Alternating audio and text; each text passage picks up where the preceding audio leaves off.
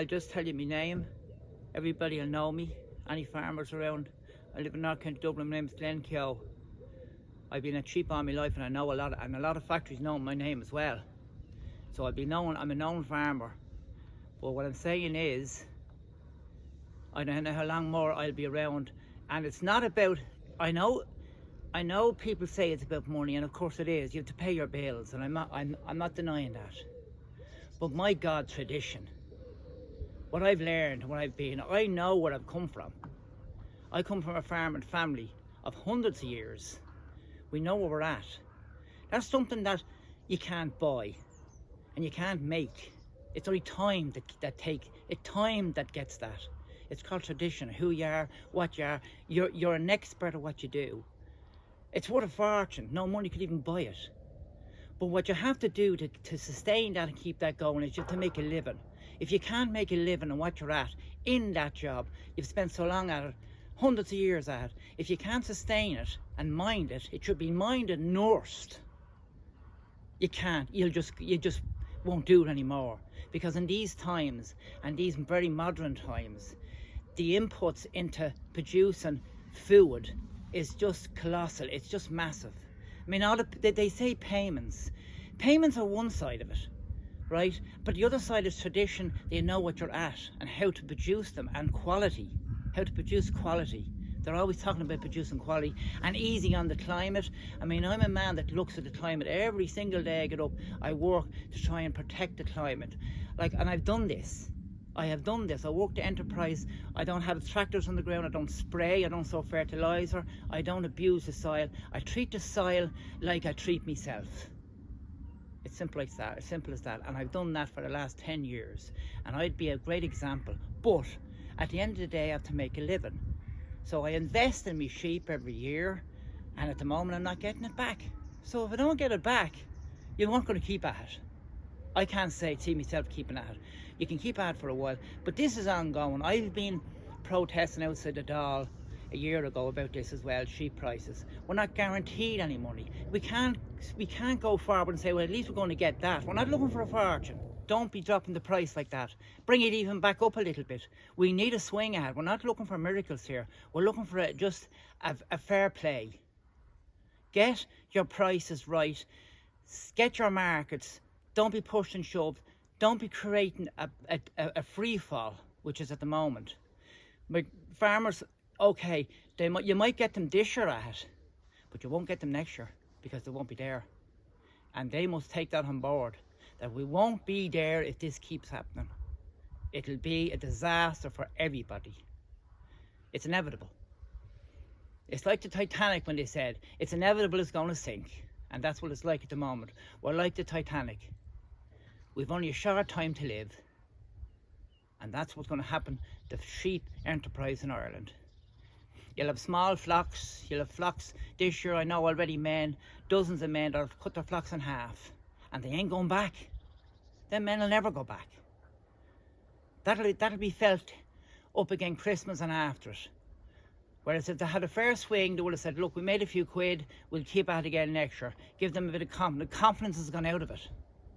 And once that goes out of it and men get out of sheep, they're not going to go back. The likes of me won't go back.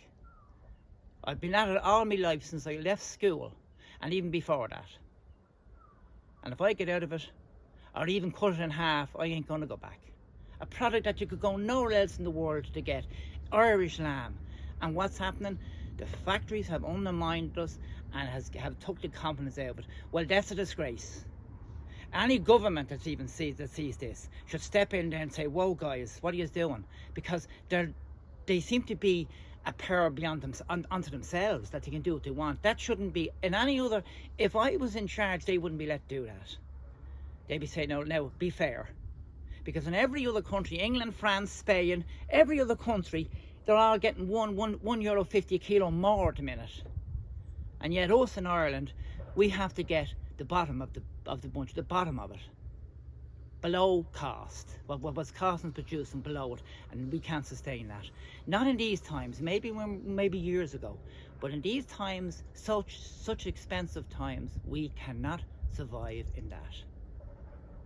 And it's a disgrace that it had continue. And what I say to farmers out there is, protest, Don't be afraid. Speak your mind, like I'm speaking my mind now. I'm doing this for every sheep man in Ireland. So if we all united, I always said that, we all unite together, I'm telling you now, things would change so quickly. We need to do that. We need to get together.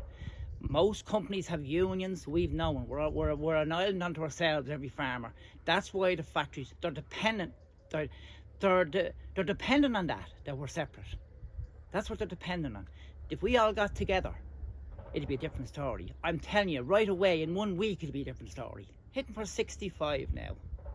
So I've spent all my life doing this. So if I was younger, I'd be more worried. But I'm not so worried now. But what I'm worried about is the future of it. The factories, guys, you are killing it. And I tell you something, going forward, if you think that's a clever thing to do, to wipe out your business because of what you're doing now, any businessman will tell you that's a bad decision. Because it's the future going forward, what you should have, it should be the strongest. If it's not strong, you won't be strong, and your jobs will all go. Because we won't do it. I won't do it. And in fact, I haven't done it. I'll cut back now and cut back and cut back. I've done it every year because of this. And I'm no men that have cut the flax in half this year. Yes, I've took the confidence out of it. The factories have took the confidence out of it. And it's only the factories, like as far as I can see, have took the confidence out of sheep farming at the minute. And it looks like going forward, it's never going to change. We're tough men. We were brought up tough. We know how to survive.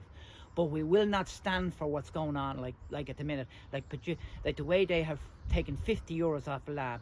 I know they're coming from a height.